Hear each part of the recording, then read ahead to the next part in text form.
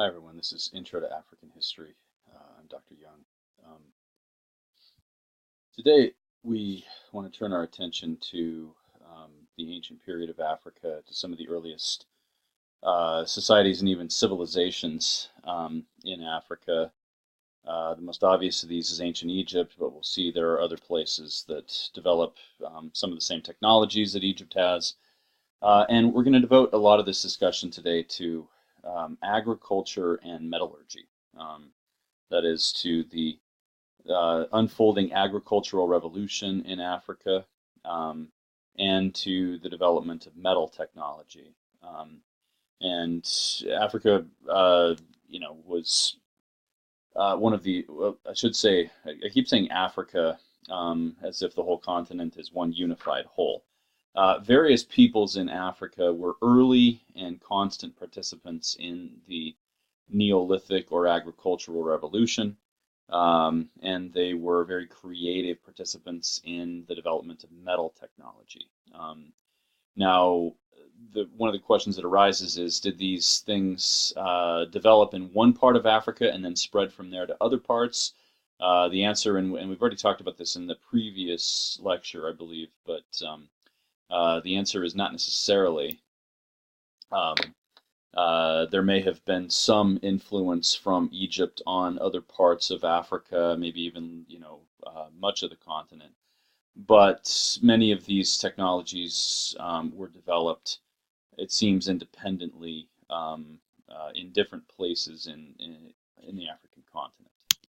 So I want to talk first about ancient Egypt, and this is a fascinating, or rather a topic that many, I think, students find fascinating. I certainly have a lot of interest in this when I teach this either here or in Western civilization. And Egypt has excited no end of passion among scholars and even casual observers over the last several hundred years, actually, in the West. Going all the way back to the ancient world, when the Romans themselves went on, pleasure cruises up the Nile to see the pyramids and the other great monuments of ancient Egypt, because after all, the pharaohs were, even for the Romans, ancient people. They lived,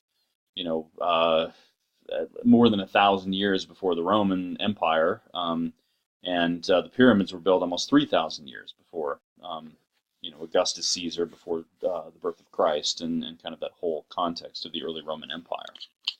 And so, that if you are interested in Egypt, you are in good company historically, so to speak. Now, the other thing that we should say about Egypt kind of up front is this is one of the places where the debate between Afrocentric and Eurocentric historians takes place. Egypt, was sort of claimed by Westerners during the colonial era as the forerunner of Western civilization, because after all, the Egyptians influenced the Greeks a great deal, and the Greeks are sort of the founding people of Western civilization. The Egyptians were also really cool, and so, in the 18th and 19th centuries, Europeans kind of laid claim to Egypt and counted them as Westerners, the ancient pharaonic Egyptians as Westerners. But in more recent times, really with the advent of Afrocentric history in the 1960s and 70s, African historians laid claim to Egypt and said Egypt is not only African, but it also, because Egypt was so influential in other places, that means that even Western civilization is to some extent a derivative of something African, right? Now, and I personally think that this debate is kind of silly.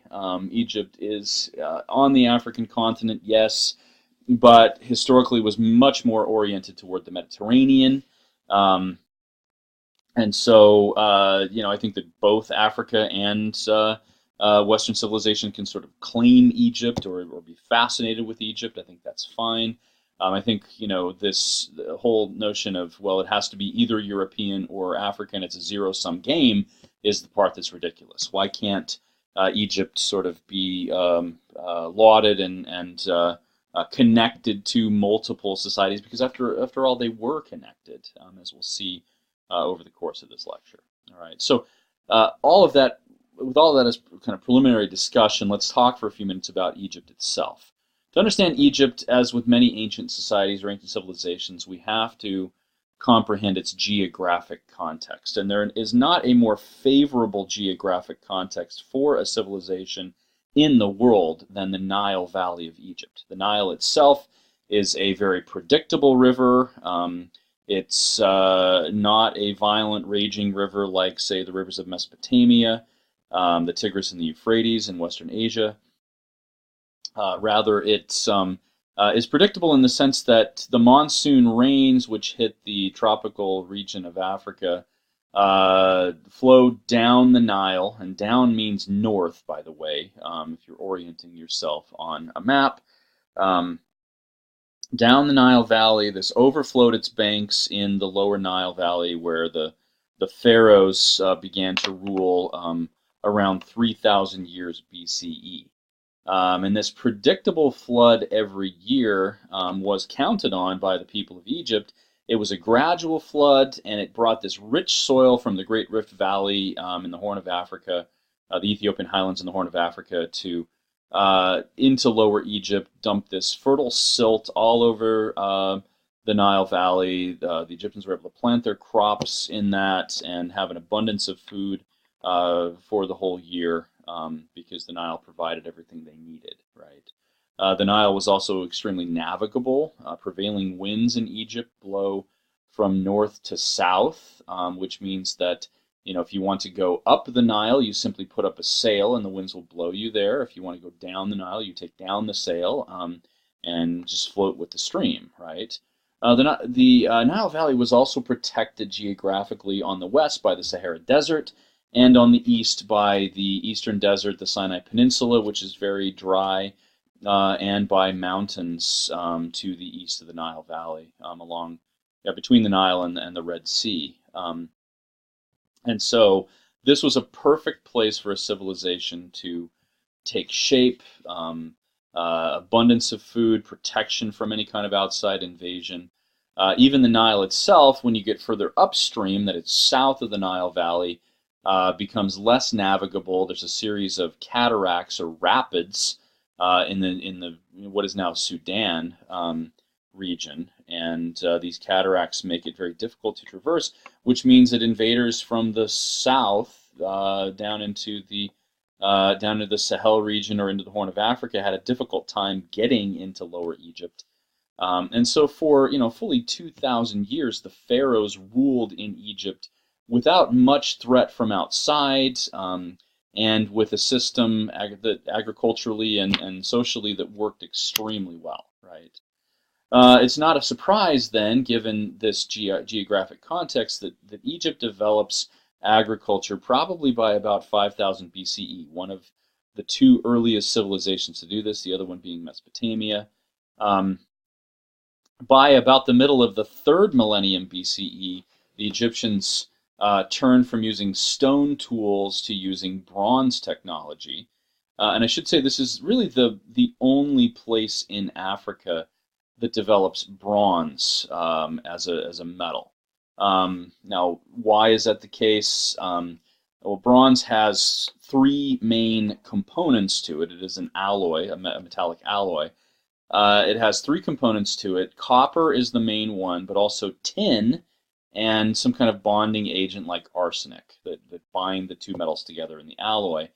Well, copper is found in abundance all over Africa, but tin is not. Tin is more scarce, and so Egypt actually had to import tin itself. But the combination of these 2 metals was used in Egypt to develop bronze. And bronze was used for a lot of different things. For agricultural implements, tools, weapons, decoration, ornamentation, and so forth and so on, right? Probably less for weapons than for tools, because Egypt did not have to fight a lot, given that they did not have a lot of outside invaders. The pharaohs did not have much of an army for most of their existence.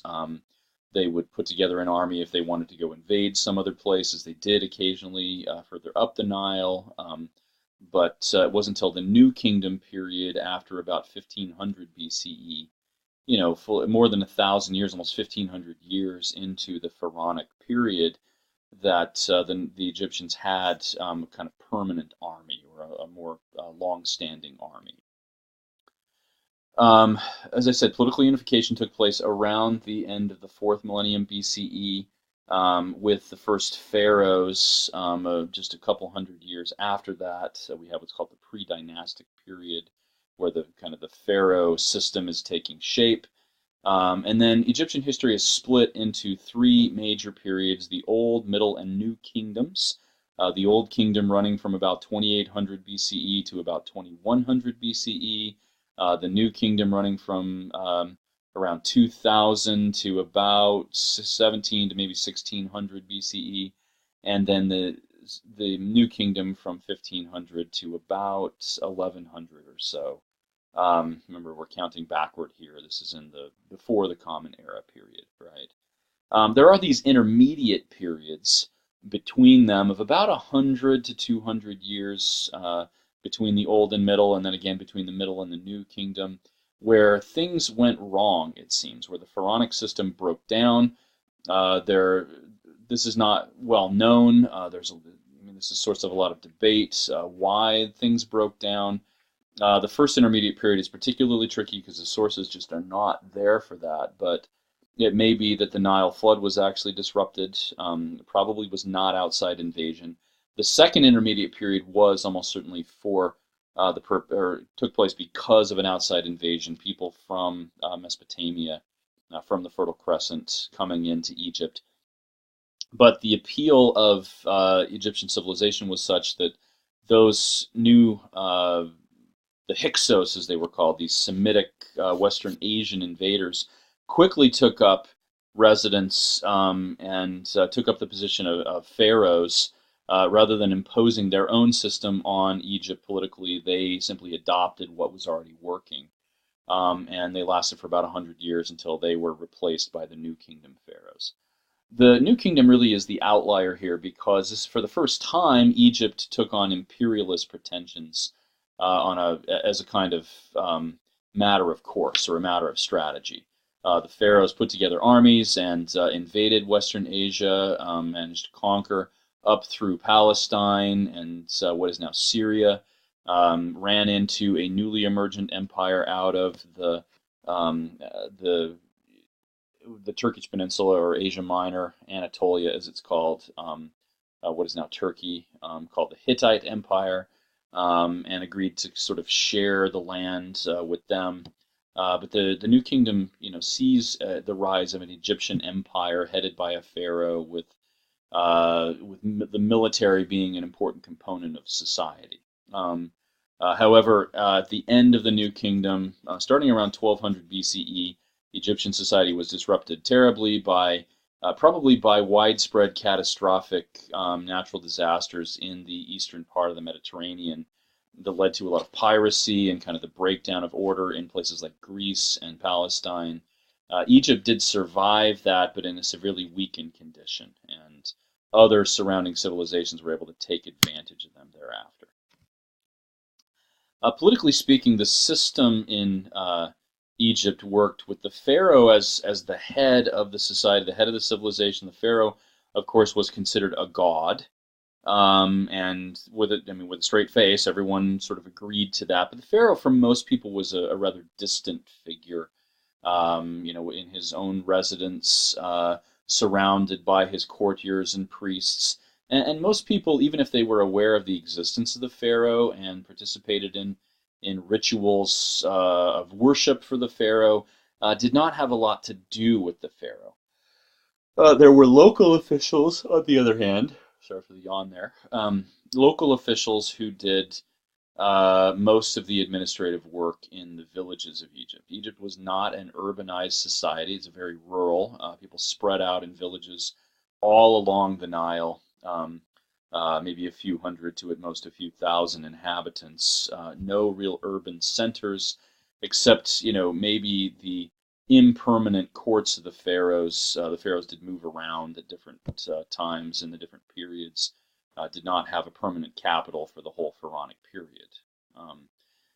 Egypt did produce, of course, these wonderful monuments, however, like the pyramids, which are tombs, for the pharaohs, and the Great Pyramid of Khufu or Cheops, in near Cairo, one of the most famous monuments, if not the very most famous monument in all of human history, was built all the way back in like the 28th century, 27th or 28th century BCE. And for the people of the New Kingdom, for instance, that thing was already 1,500 years old. It was ancient, right? And that gave them a sense of the permanence of this system. Um, this just was never going to go away. This was the natural order of things. When we talk about the success of various civilizations, the Egyptians have to be put at the very top because this system endured due to the isolation and the predictability of the Nile and all of that, for fully 2,000 years. I mean, the United States has only been around for, 240, something like that. Yeah, around 240 years. That's dwarfed by the longevity of the Egyptian society, and for that 2,000 years, it didn't change that much. Okay. Let me think if there's anything else that we want to say about this. We talked about the culture here, the monumental architecture and all of that. The source of just endless fascination for people. You know, Sculptures like the Sphinx, the massive monumental Sphinx there, and all of that, right, will continue to excite people for some time. And simply the wealth and opulence of the society is important to comprehend. That even sort of people of lesser means, not commoners per se, but people of lesser means were buried in elaborate tombs with lavish grave goods put in them. The Egyptians believed that the afterlife was really just a continuation of this life. It was lived in Egypt. After all, if things are working for you, why change them, right? And so, you needed to be buried with all of the necessities of life, with food and drink, with prized objects, and with instructions like the famous text called the Book of the Dead that they would place in the tombs with the corpse, which provided guidelines for how to navigate the afterlife and live in a blissful existence forever, right? So the Egyptians had this real kind of superiority complex. They believed that they were favored above all the peoples of the earth, that they were superior in all ways. And this kept them, in a lot of ways, from innovating. But when you have a good thing going, why change, right? Unfortunately for the Egyptians, after the kind of breakdown of the political order at the end of the New Kingdom, the Egyptians, because they had not adapted, had not developed the military means that some of their neighbors had, were subjected to multiple invasions, first by people from what is now Libya, kind of out into the Sahara, Berber peoples, desert nomads who invaded and took over parts of Egypt, in the early first millennium BCE. Then invasion from Nubia to the south, what is now Sudan. And we'll talk about that a little more in a couple minutes here. And then finally, conquest by the Assyrians, another empire from Mesopotamia, around the 7th century BCE. And Egypt never really recovered and reestablished the pharaonic system. It should be said that conquerors of Egypt tended to not impose upon the Egyptians, much like the Hyksos had done in the Second Intermediate Period. They didn't impose their own political order because the Egyptians were accustomed to being ruled by divine rulers. When Alexander the Great Macedonian/Greek conqueror, was establishing his empire, he was greeted with open arms by the Egyptians because he passed himself off successfully as an heir to the pharaoh and as a god, right? And his successors ruled as god kings in Egypt for several centuries, right? The cult of the emperor, the belief that the Roman emperor was a divine being, was a god, was embraced by the Egyptians far more than it ever was by the Italians, for instance, right? Who were much closer in proximity usually to the Roman emperor. And so you could say that there is a continuation of even the pharaonic system, though it's under different management, as it were. Um, Now, as I said earlier, one of the chief debates in African history is about the influence of pharaonic Egypt. Is this, in fact, the origin point of all African civilizations? Do all these other places, in West Africa, East Africa, are they influenced by Egypt? Do we find Egypt everywhere like we find the Greeks everywhere in Western civilization? And the answer, I think, pretty obviously is no, though there is some influence, okay? And we'll talk about some of the direct influence and maybe speculate on some of the indirect influence as well. Okay, moving to the south a bit, let's talk about the Upper Nile, or the region that was called anciently Nubia, what is now Sudan. You can see on the map here the series of cataracts. There are 6 of them. These are rapids where the Nile becomes very difficult to navigate. And it was right along the series of rapids that settlements were established anciently. Some of them actually reached a level of success between the first and second cataracts here, from Aswan to Abu Simbel, for instance. This place was really kind of part of the Nile Valley. Abu Simbel became an important site for tombs of New Kingdom pharaohs. And so this was more connected to the lower Nile Valley. But Kerma and Napata, and especially Merowe here we'll talk about, established their own kingdoms. And the general rule for Nubia anciently was, if the pharaohs had a real handle on things, if the Nile Valley of Egypt was stable, then Nubia tended to be subjected to Egyptian rule. The pharaohs would take armies down. They probably didn't go themselves, but they organized the armies to go and conquer and procure slaves and wealth and things from Nubia. When the pharaohs were not so powerful, however, Nubia was quite strong and even ascendant at times, right? So that's the general rule here. This region is also known, or was known anciently, as Cush. And this is an interesting place, going back to what we talked about in the last lecture, with the peoples of Lake Chad, the Nilo-Saharan speakers, or the Nilotic speakers, moving with the desiccation of the Sahara to the east and to the south. Many of them came to settle here in Nubia.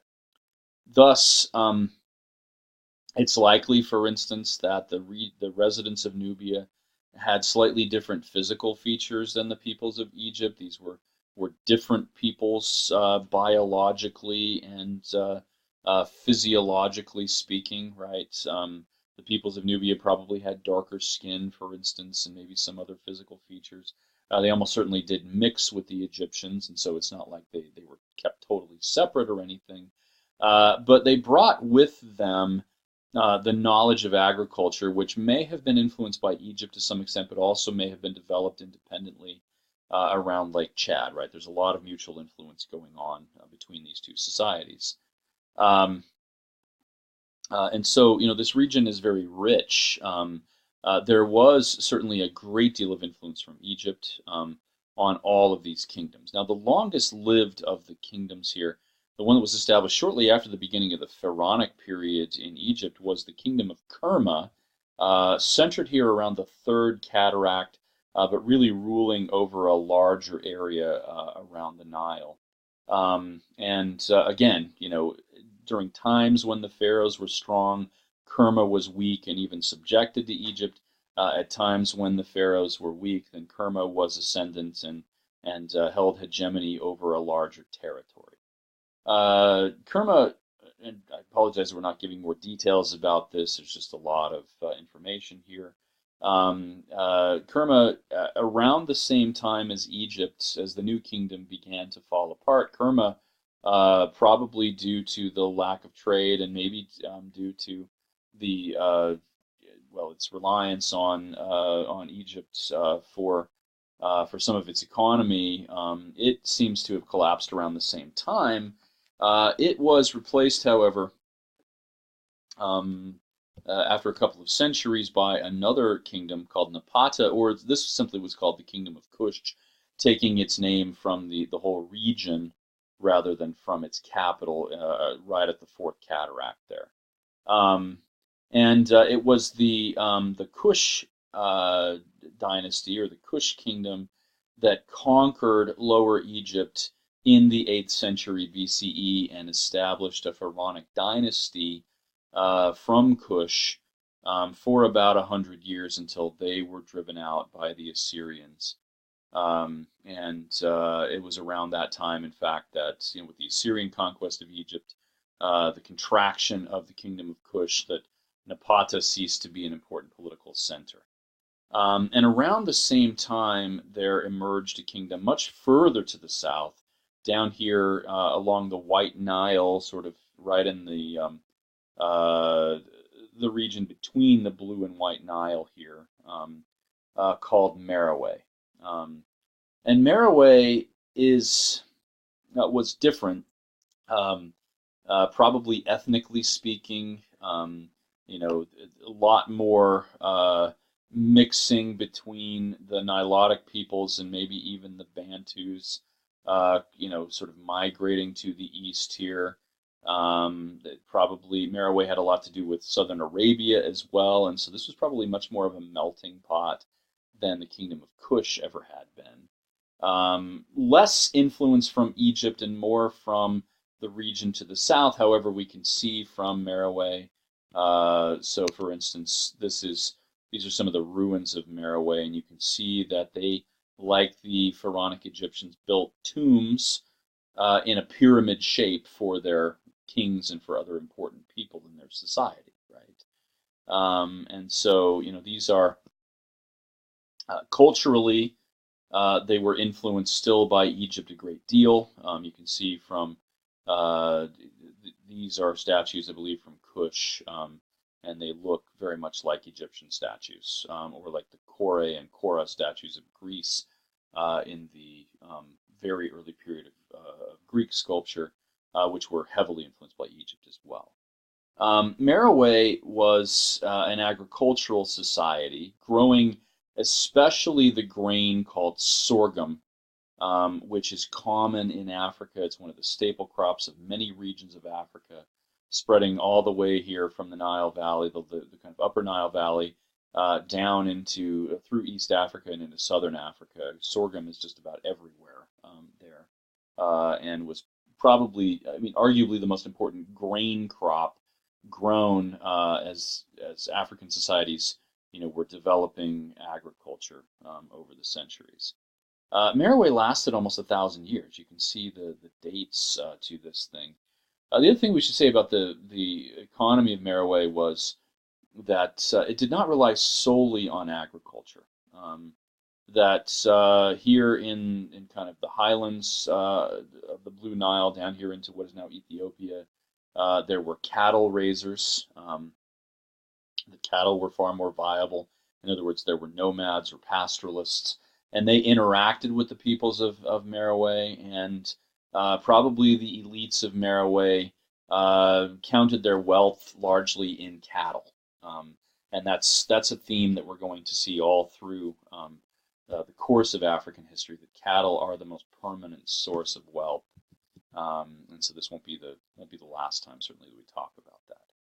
Now, during the time of Meroe, there were surrounding civilizations that had an influence, either for good or for ill, either via invasion or sort of economic contact and cultural interchange.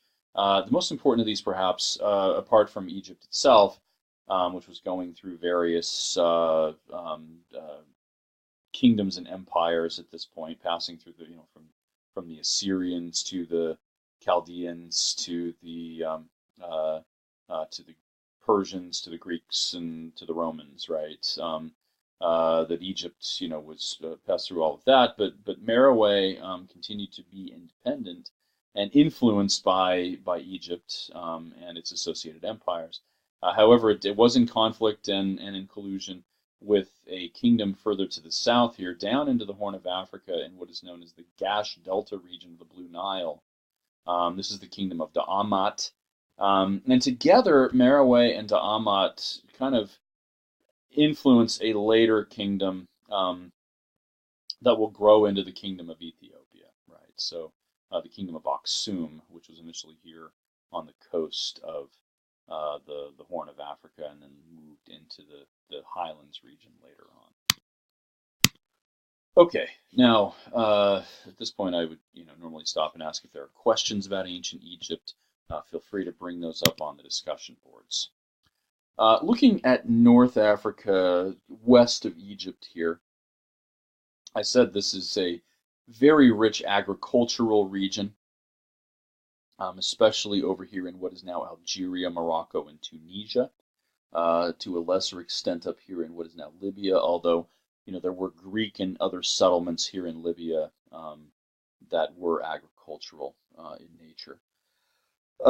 There was a division, a really contentious division in North Africa anciently and even into more recent times between the agriculturalists on the coast and the pastoralists who tended to live on the margins of the agricultural land and delved into the Sahara Desert. Now these are camel pastoralists because the camel, of course, is the animal most well suited to life in the desert, right? And so some native North African peoples, and the sort of catch-all phrase for them is Berber, but some Berbers were agriculturalists and some were pastoralists, and there tended to be a great deal of conflict between the two. Now, some of the Berbers interacted with and assimilated into, say, the Greeks or the Romans, who also settled in these regions. North Africa was an incredibly important region for the Roman Empire, supplying much of the food to sustain the growing population of Italy. It was in fact, the capture of North Africa by the Germanic peoples called the Vandals in the 4th and 5th centuries CE that led to the emptying of the city of Rome and really kind of the final fragmentation of the Roman Empire in late antiquity. So that's how important North Africa was for Italy, right? And so, the people of the coast interacted a great deal with these larger empires like the Empire of Alexander the Great or the Roman Empire. But even the peoples of the interior, even the pastoralists who otherwise tended to be in conflict with the coastal farmers, interacted with and served played a role, served a purpose in, say, the Roman Empire. The Romans were well known for their forms of entertainment, for instance, gladiator fights and hunts or slaughters or battles with wild beasts. If you're an animal lover, you would not want to be a Roman, right? Because they were really quite brutal and cruel to the animals that they captured. And no animals excited the Roman imagination quite so much as the animals of the interior of Africa, like lions and elephants and rhinos. The same animals today that are part of the, kind of what's called the Big Five in Africa, along with the Cape buffalo and the leopard. The Romans did occasionally capture leopards too. And so the Romans relied on these Berber pastoralists to obtain animals for them, to capture the animals, or at least obtain them from hunters who captured them. They had to keep them alive as they transported them so that once they reached Rome and were, put into the Colosseum to fight, they would still be in good shape, right? This is a tremendous logistical task, and one that these Berbers proved up to, right? Really quite impressive, though again very cruel for the animals, I think.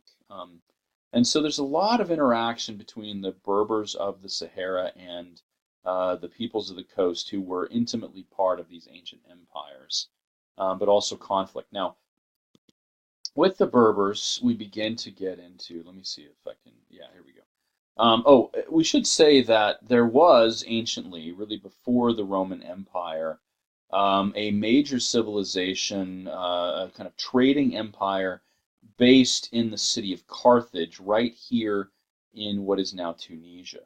And Carthage was less a land-based empire like the Roman Empire would become, and more of a sea-based maritime trade empire that dominated the Western Mediterranean. The people of Carthage were descended largely from the Phoenicians who came from over here in Western Asia. But they established this. The Phoenicians established a settlement here in Carthage, probably at the end of the end of the second millennium BCE. And over the course of several hundred years, Carthage grew into a massive city, by ancient standards at least, and one that dominated a whole network of trading cities all along the Western Mediterranean, and probably out here into the Atlantic coast of what is now Europe, into the Bay of Biscay, and maybe even up into the British Isles, because the British Isles supplied things like sheep and tin, which were necessary for life, for the economy of the Mediterranean. Now, Carthage was destroyed in a series of 3 wars by the Roman Republic before it became an empire. And really, this is a key to it becoming an empire, because conquest of Carthage allowed the Romans to dominate the economy of the Western Mediterranean and to obtain further lands that had been controlled by Carthage, including what is now Spain, or the Iberian Peninsula here. I think we've said enough about the Roman Empire and its impact on Africa already. If you have questions about that, feel free to address them in the discussion board. The last point I want to make, and this is a really important one, because this is something that we see here, the establishment of something very long-lasting and very influential in African history, and that is Saharan pastoralism. That the peoples of the interior, these Berber peoples, and one of the names applied anciently to them was the label Garamantes. This is what the Romans called these people. There may even have been a kind of political hegemony or a kingdom or something like that here in the interior of Africa, maybe down here into the Ahagar Mountains. But the Garamantes managed to, they knew the lore of the desert. They were able to traverse the desert. They almost certainly were the ones who provided the trade contact with the goods coming from the interior of Africa, or whether it was sub-Saharan Africa here, including, sorry, my computer is doing something, including the trade in animals that the Romans were so fond of. Now, this trans-Saharan trade is going to become incredibly important for the history of Africa, and we will spend plenty of time talking about later developments, but this is kind of the initial phase of that. Now, shifting gears entirely for a few minutes here, in sort of concluding our discussion about agriculture and metallurgy. Agriculture came to sub-Saharan Africa probably around sometime in the second millennium BCE, and spread thereafter, right? It spread with people migrating.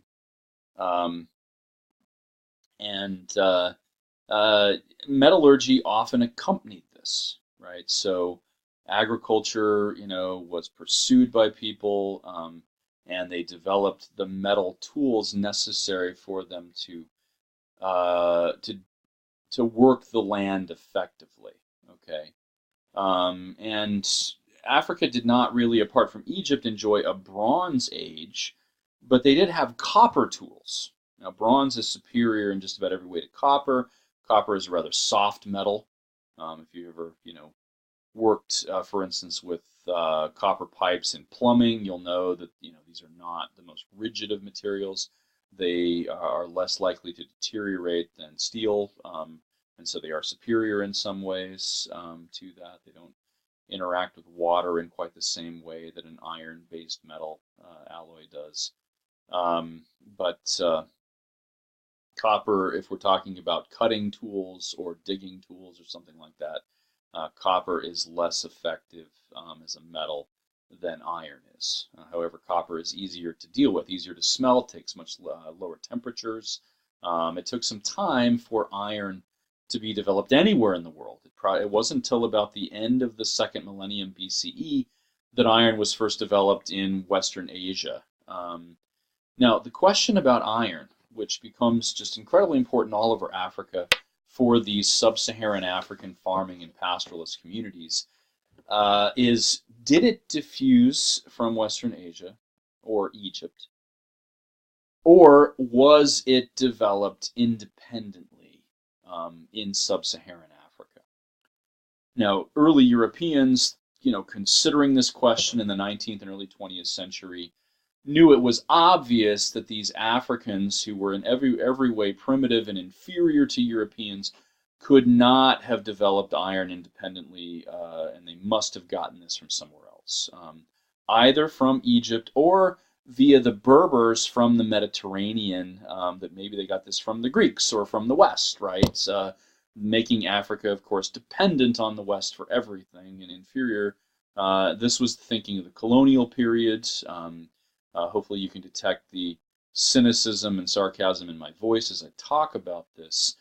It may be that iron diffused to some parts of sub-Saharan Africa, but at the same time, it's just as likely, or these may, sort of be mutually reinforcing, that sub-Saharan African peoples developed these either in collusion with the Nilo-Saharan migrants from the Lake Chad region with the drying up of the Sahara.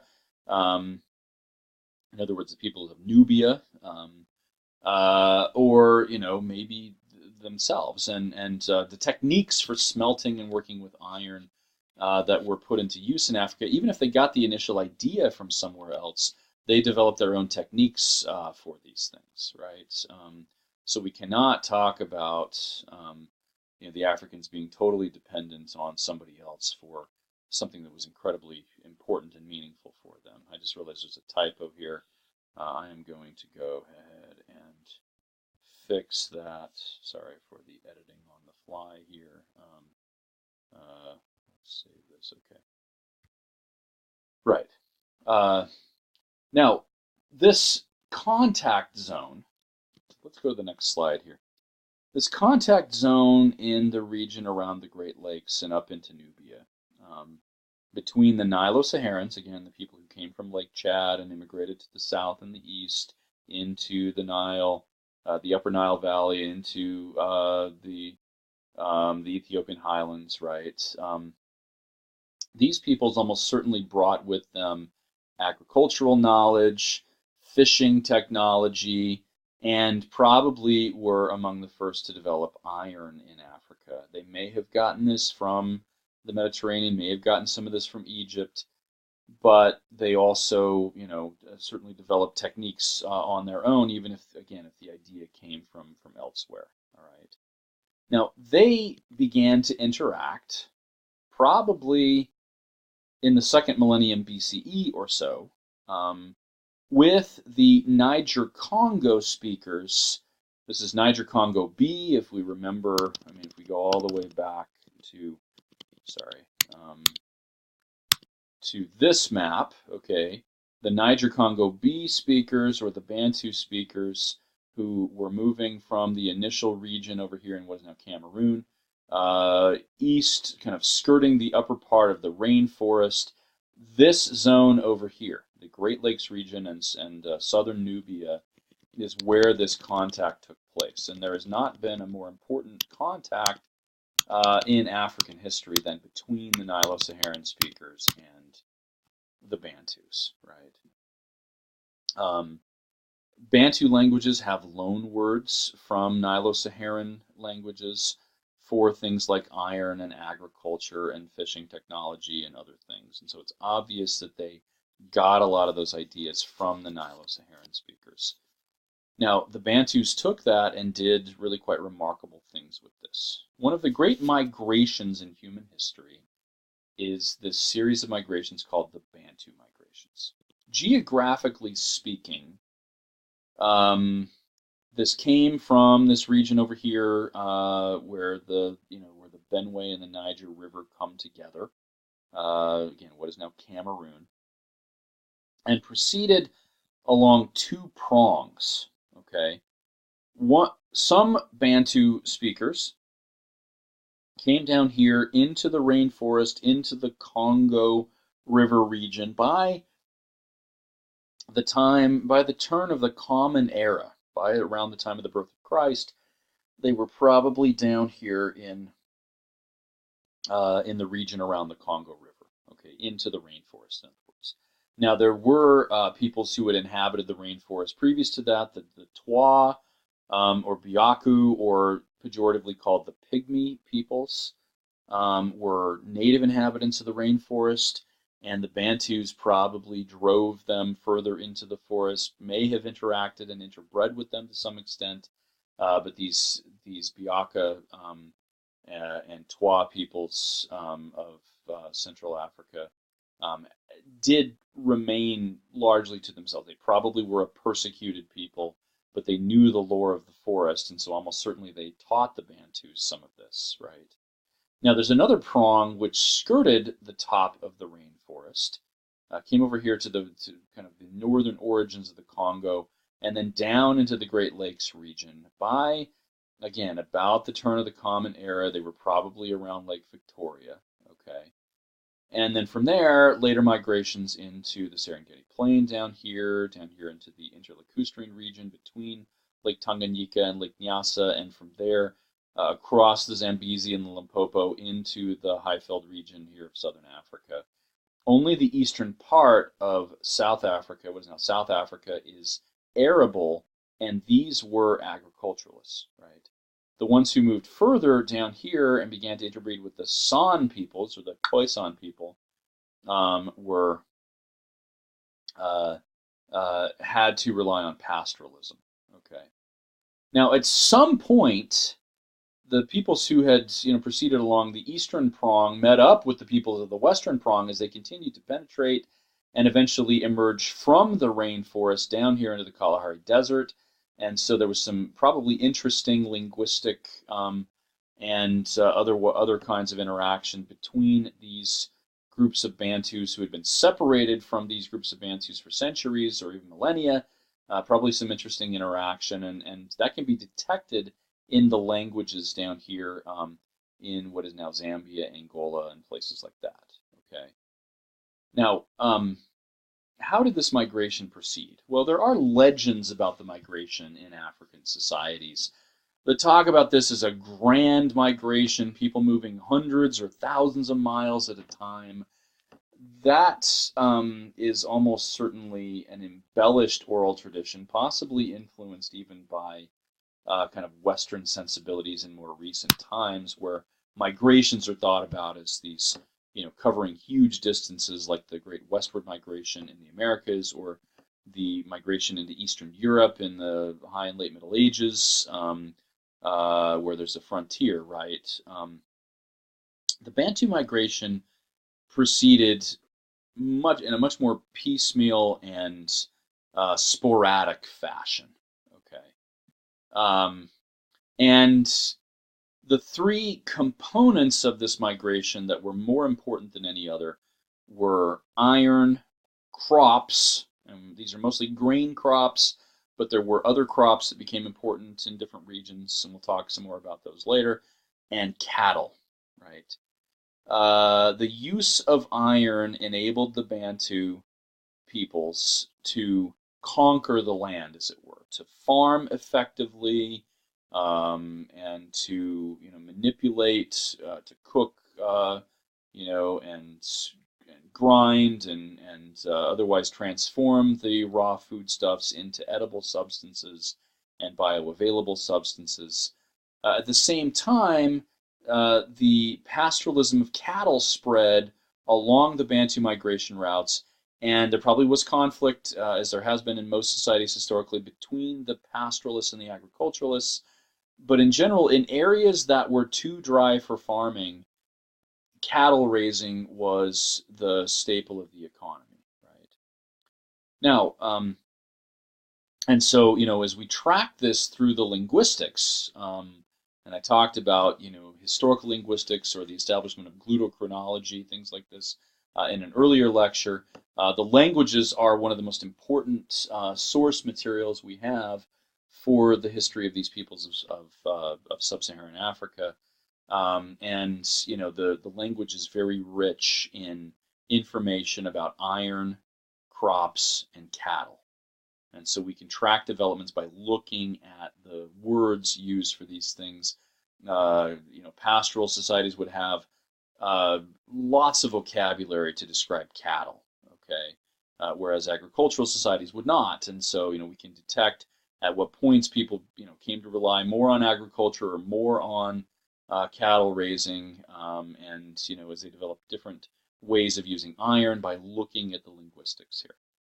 Once they reached southern Africa, much as the peoples of the Bantu who penetrated the rainforest were interacting with these Biaka and Twa peoples up here, the Bantu who crossed the Limpopo encountered people who were already resident here and probably had been for tens of thousands of years. The original Aboriginal inhabitants, the earliest peoples on Earth, as it were, the earliest Homo sapiens, and we talked about that earlier, the Khoisan, right? Now, the Khoisan, as I said, have a language that is made up almost entirely of clicks, okay? And some of those clicks ended up making their way into the Bantu languages. The so-called Nguni languages of southern Africa incorporated these clicks. There are 3 major clicks, and this is the point in the course where I teach students how to click a little bit, because it's a nice thing to do at parties or whatever to show off your knowledge.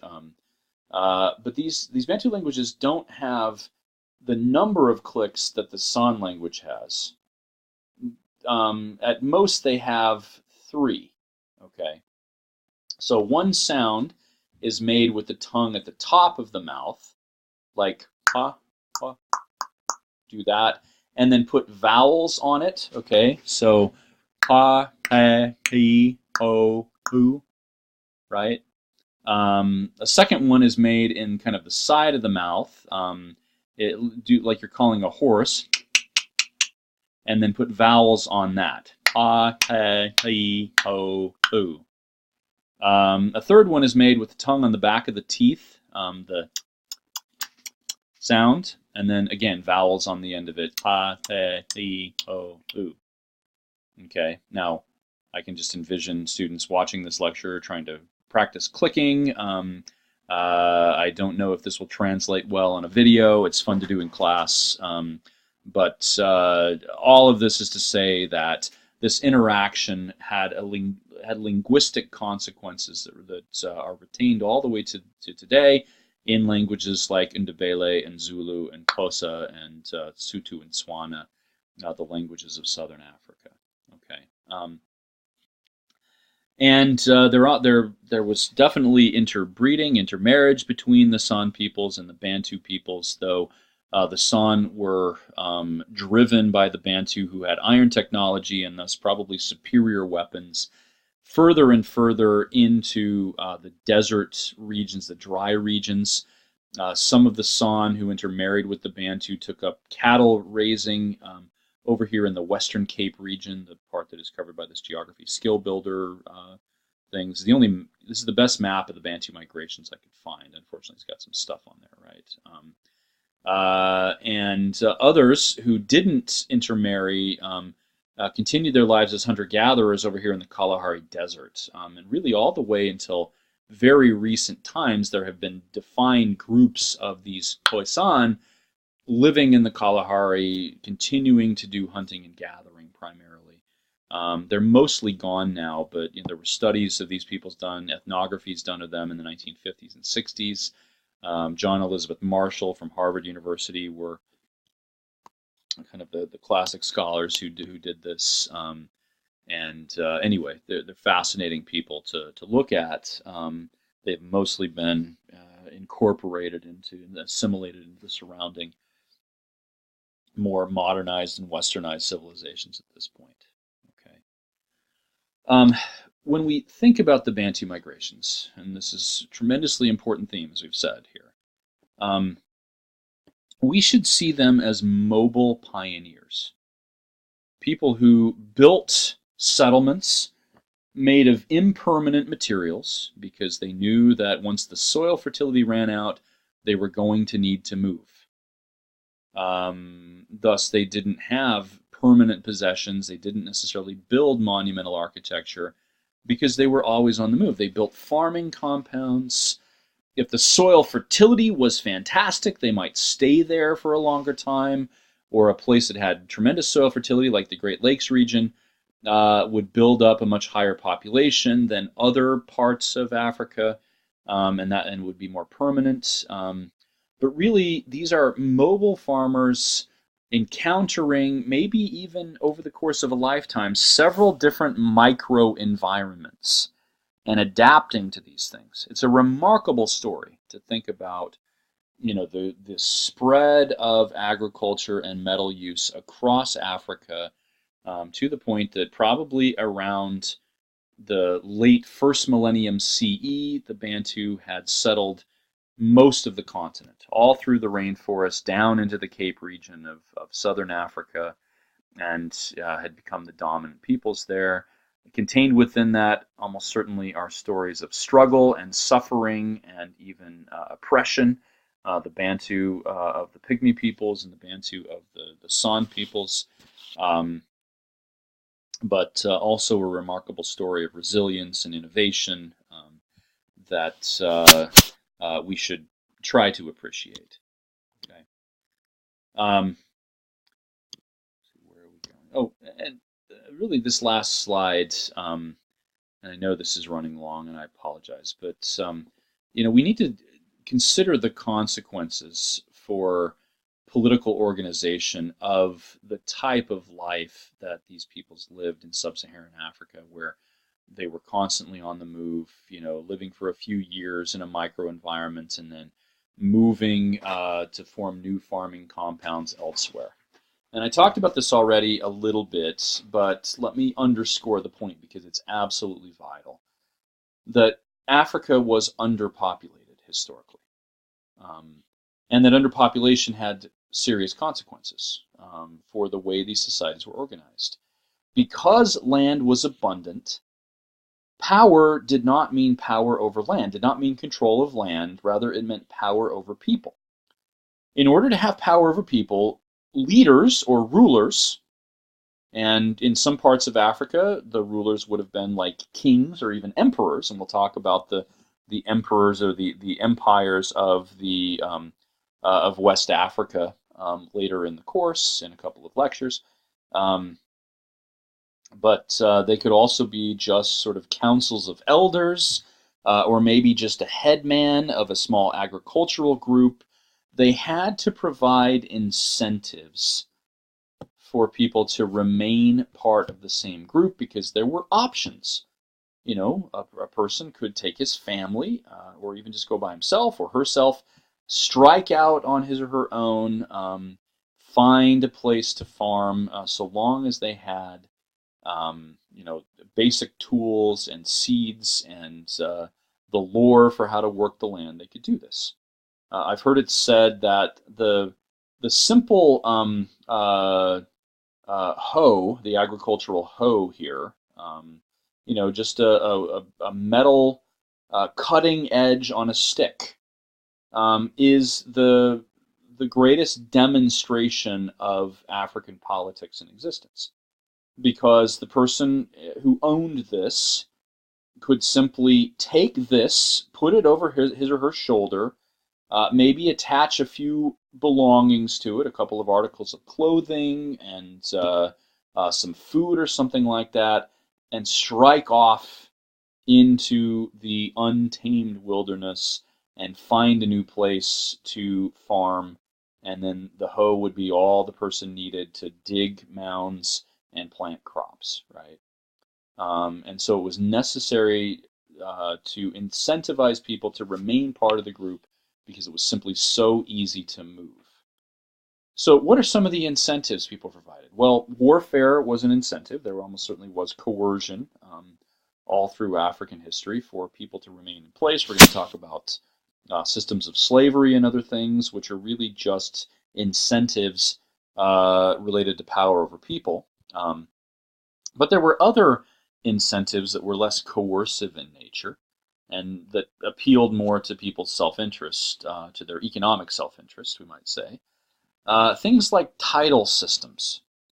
Coming up with a system where people have to accomplish certain things in order to achieve honor or rank in the society. And many African societies have title systems. I would say it's almost the norm among sub-Saharan African societies.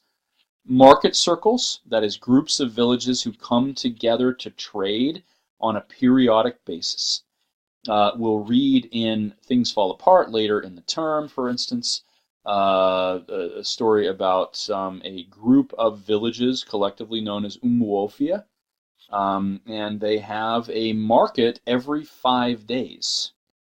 And that's their week. That's how they determine their week, is the market week.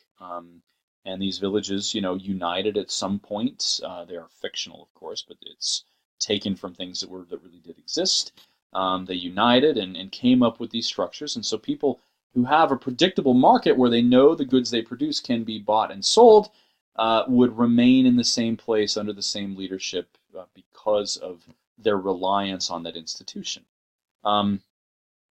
Age rank systems, and these are difficult, I think, for Westerners to wrap their minds around.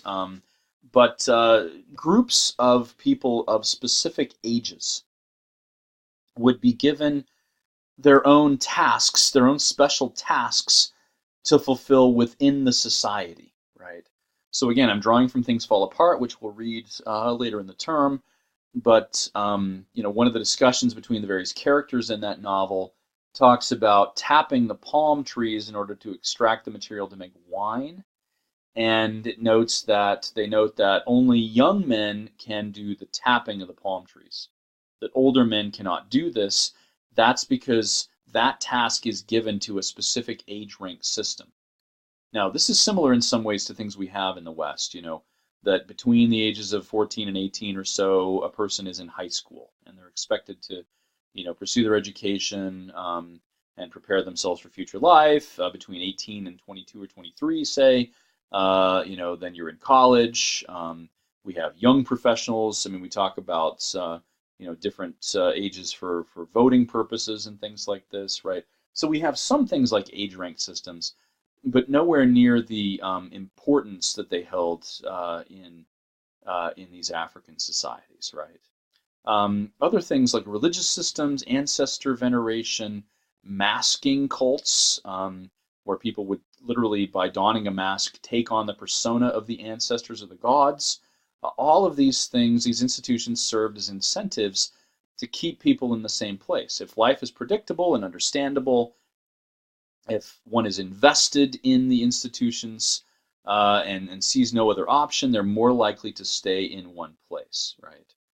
Now, power over people is the norm, but the actual layout of the political systems varied vastly, widely across Africa. Some parts of Africa were organized into what we might call states, with large systems of bureaucracy, with kingdoms and empires. Others are what we might call microstates, where we have the whole apparatus of a state, but it's on a smaller scale, and we'll talk about some of those. And then non-hegemonic states, that is, there isn't a kind of central ruler. Rather, there are institutions that everyone belongs to. The political process is more democratized, and that also is in existence. Umuofia actually is a good example, I think, of a non-hegemonic state. Achebe has captured that in that novel. Another vital aspect of politics in pre-modern Africa is the control of natural resources. And I've put a few of those here, right? Gold is the key largely to the growth of empires in West Africa, and we'll talk about that. Salt, a necessity for human life, for the sustaining of the human physiology. That's another resource found in some abundance in parts of Africa. and an important source of trade, an important good that was traded across the Sahara and throughout Africa. Of course, slaves, and we'll talk about slave systems a great deal.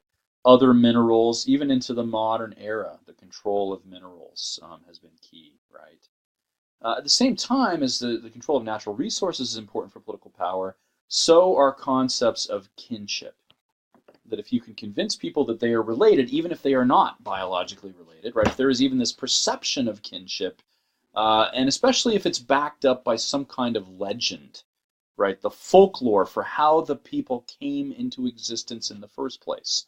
That we had these ancestors who, found this place and put it into cultivation heroically, fought off rivals for this land, conquered other peoples.